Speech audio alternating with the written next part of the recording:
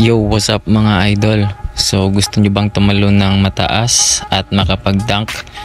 Ito'y para sa inyo mga idol. So welcome back sa another video natin, another exercise na si-share ko sa inyo. So rekta na tayo mga idol. So first exercise natin is deadlift. So huwag kalimutang gumamit ng back support para iwas injury mga idol.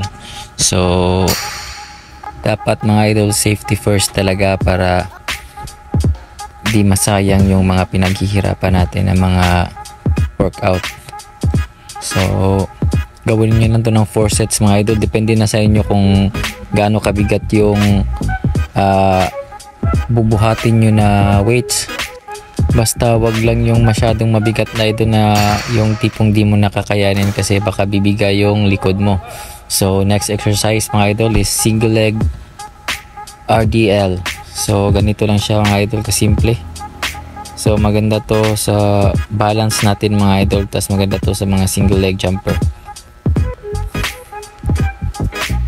So pansin nyo naman mga idol itong workout body ko, yung gym body ko idol, oh. Takbo ng takbo kahit saan. So pagpasensyahan nyo lang yung makulit na yan. So gawin nyo lang din to ng 4 sets, 8 reps mga idol. So i-execute lang ng maayos mga idol, di yung natutumba kayo dahil nabibigatan na kayo. So yung tamang weight lang yung gawin nyo hanggang sa ma-adjust na yung weight na kaya nyo na pataas ng pataas. So next exercise is goblet squat. So gawin nyo lang din to ng 4 na sets for 10 reps. So ito yung isa, nagbubuhat din siya pero di pa niya kaya. 1 year old pa lang kasi. So ganito lang kasimple mga idol.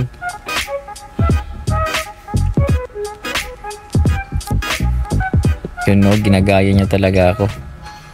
Kahit alam niyang mabigat, sinusubukan pa rin. Mga bata nga naman. So next exercise is leg raise mga idol. So dahan-dahan lang siya pababa mga idol, tas i-explode pataas. Ganyan siya i-execute mga idol. So gawin nyo lang din ng 10 reps for 3 sets. Maganda to sa tuhod mga idol, pang bulletproof to ng tuhod tsaka sa quads. Kung may masakit sa tuhod yung mga idol, gumamit lang kayo ng mga knee support. Tapos wag biglain yung mga katawan natin, dapat mag warm up at mag stretching kayo mga idol. So next exercise is hamstring curls. So gawin nyo lang din to ng 10 reps for 4 sets. So ganito lang siya mga idol. So dahan-dahan din siya pababa. Maganda to sa hamstring tsaka sa glutes nyo.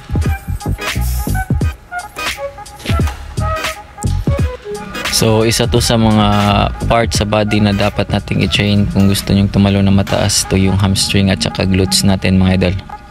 So last exercise, pero bumaliktad yung cellphone natin kasi pinaglaruan na naman ng makulit na bata.